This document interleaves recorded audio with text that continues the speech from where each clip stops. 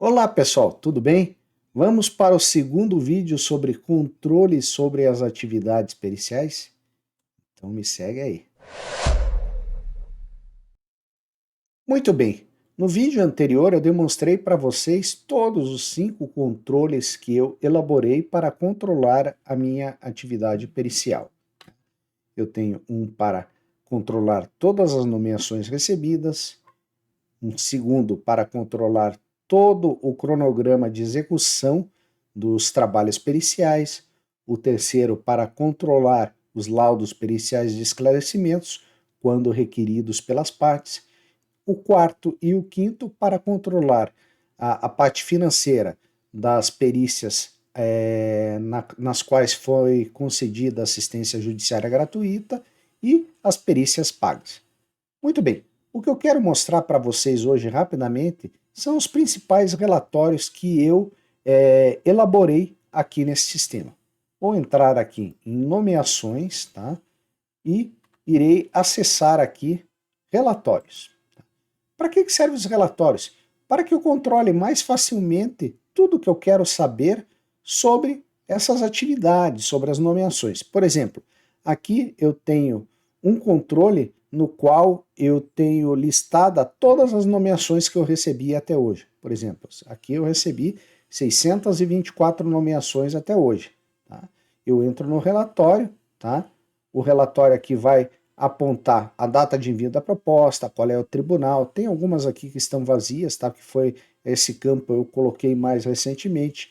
A vara, a comarca, número do processo, tipo de ação, valor inicial proposto, tá?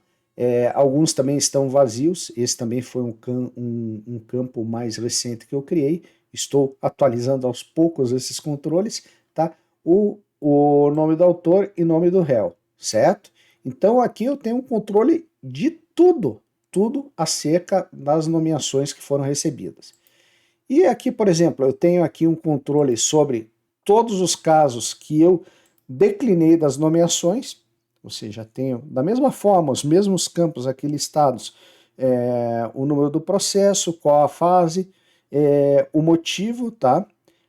Tenho também um outro controle que eu falo sobre as nomeações a JG com valores, as nomeações de AJG que foram aprovadas com o valor das propostas pendentes de aprovação. Por exemplo, hoje eu tenho 18 propostas apresentadas que ainda estão pendentes de nomeações, e aqui eu tenho, eu acho que 3 relatórios, aqui, esses dois aqui não são muito úteis, até eu vou deletá-los, não tenho por que ter esses relatórios aqui, eu devo ter criado por algum motivo que eu não lembro, tá? Deixa eu atualizar a página, beleza?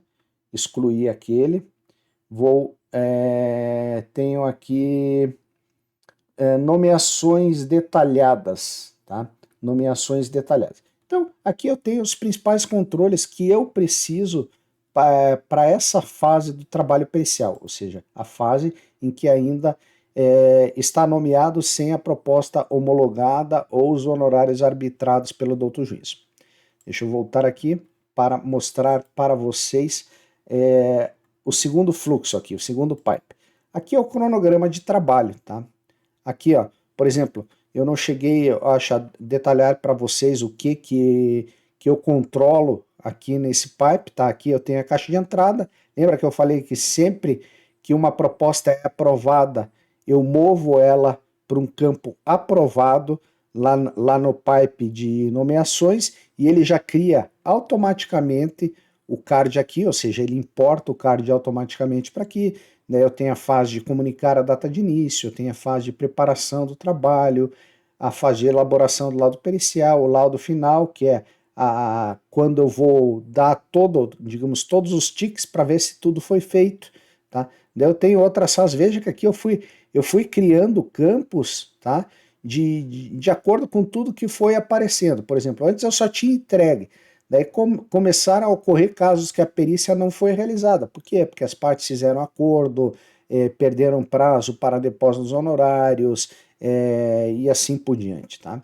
Então, aqui tem entregue e aqui, por exemplo, eu entreguei um laudo, pedi esclarecimentos, eu movo ele para cá.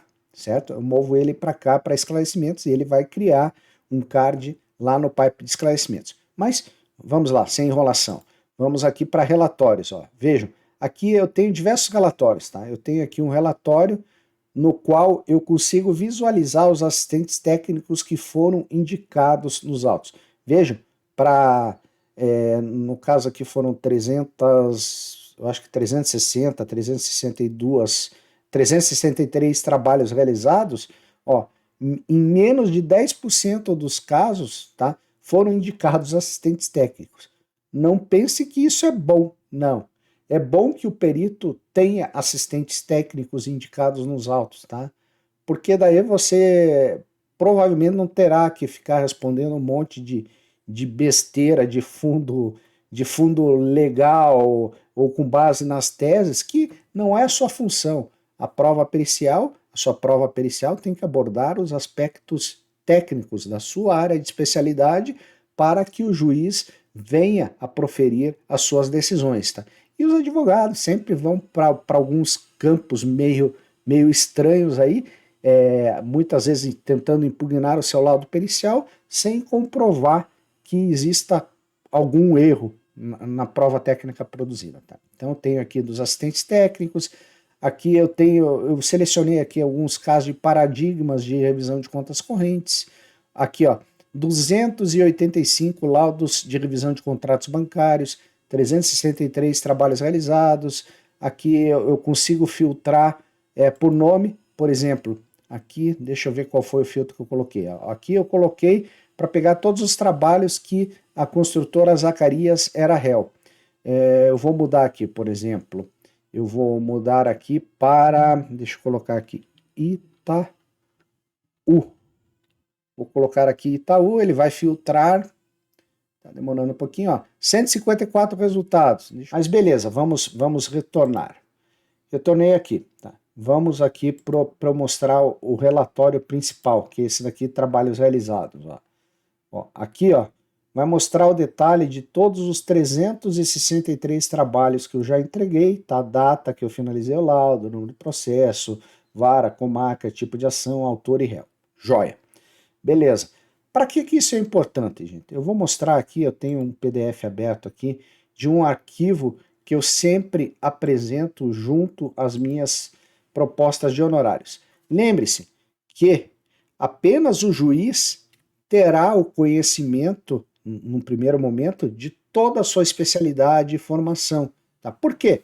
Porque você cadastrou os seus dados lá no Tribunal de Justiça do seu estado, o juiz, se quiser, ele terá acesso a isso, mas os advogados não têm acesso a isso.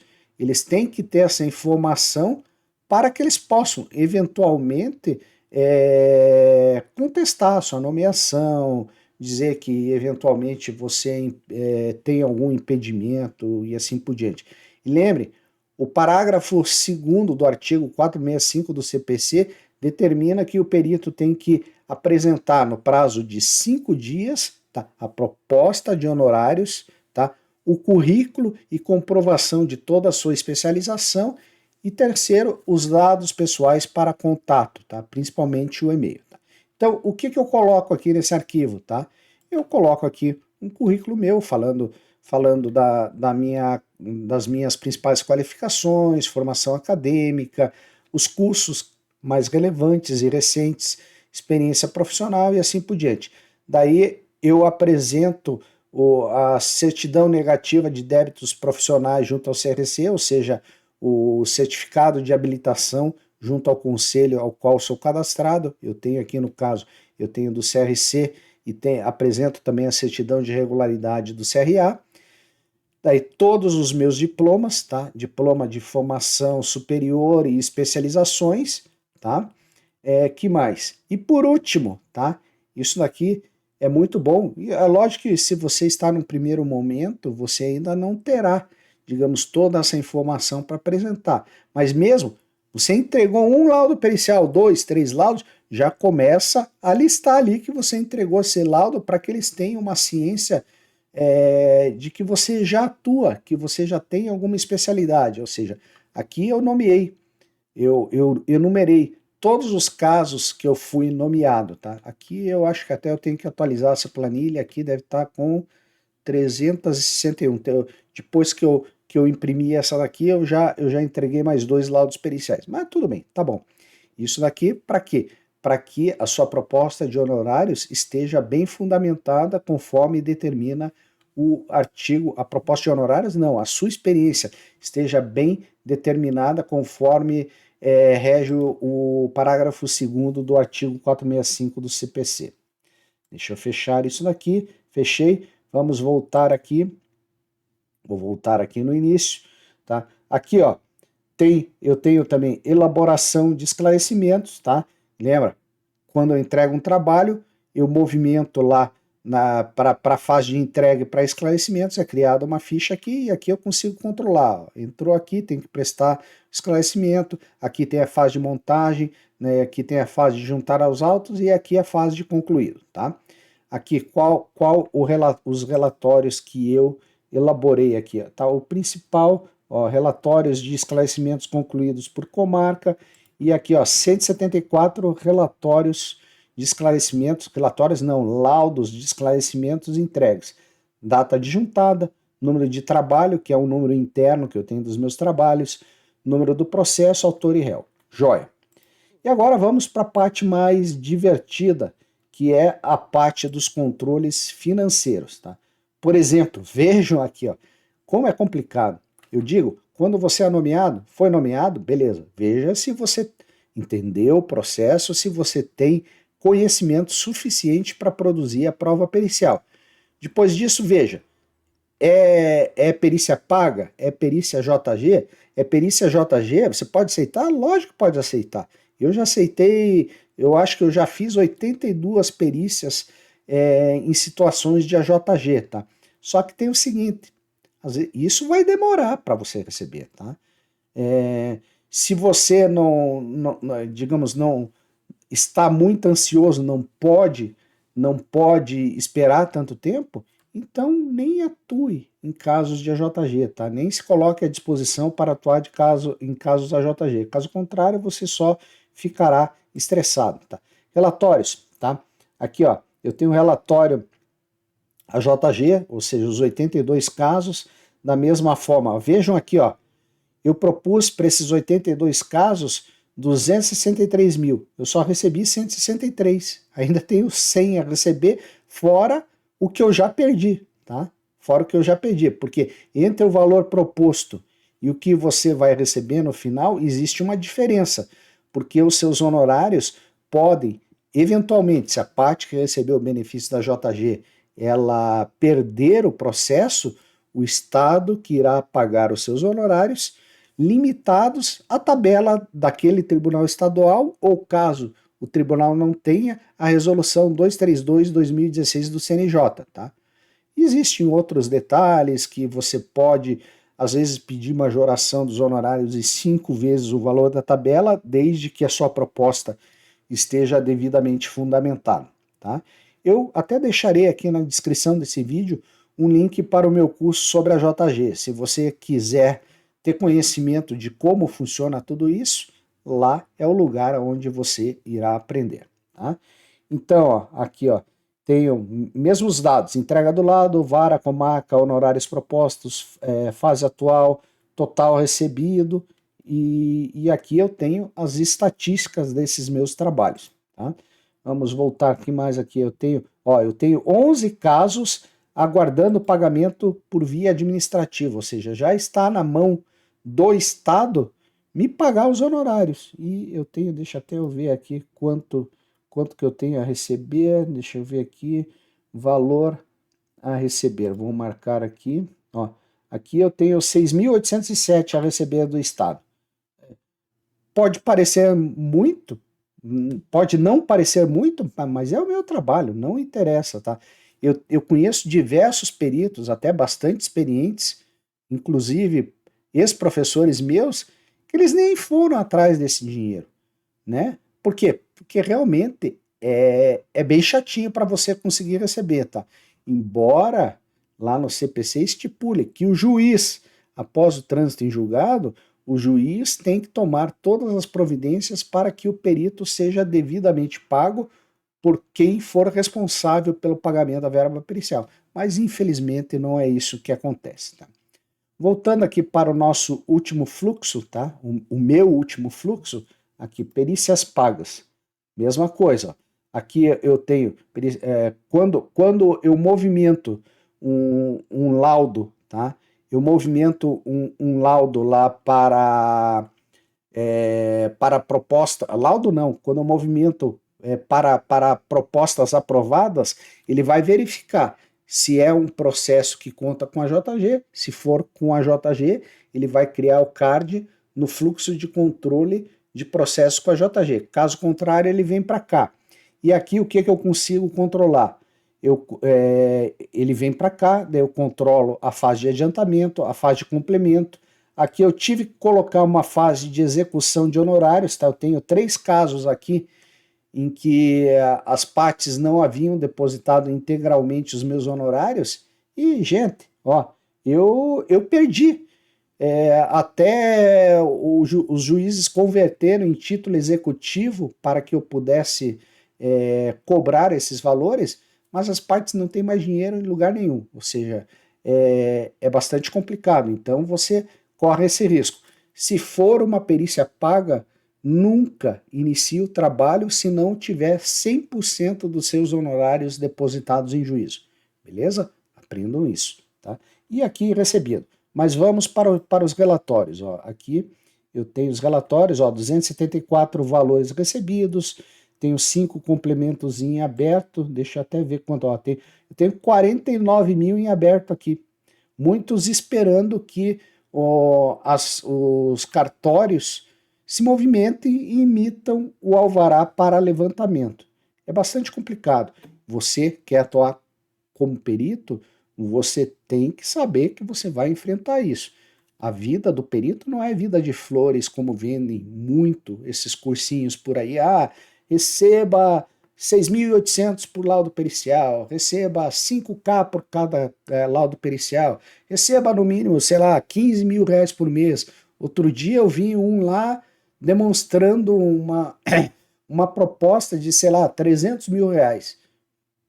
Gente, isso é irreal. Dependendo da especialidade, pode haver propostas de centenas de milhares de reais? Lógico que pode. Tá? Eu tenho uma que eu estou só aguardando ser homologada de 226 mil reais, mas isso é uma exceção. Tá? E dentro da minha especialidade contábil financeira, os honorários não são tão elevados. Tá? Somente em casos em que tem um volume de trabalho, uma complexidade muito grande. Logicamente, se for uma perícia na área de engenharia, perícia médica, dependendo do caso, pode haver honorários mais, digamos assim, maiores, tá?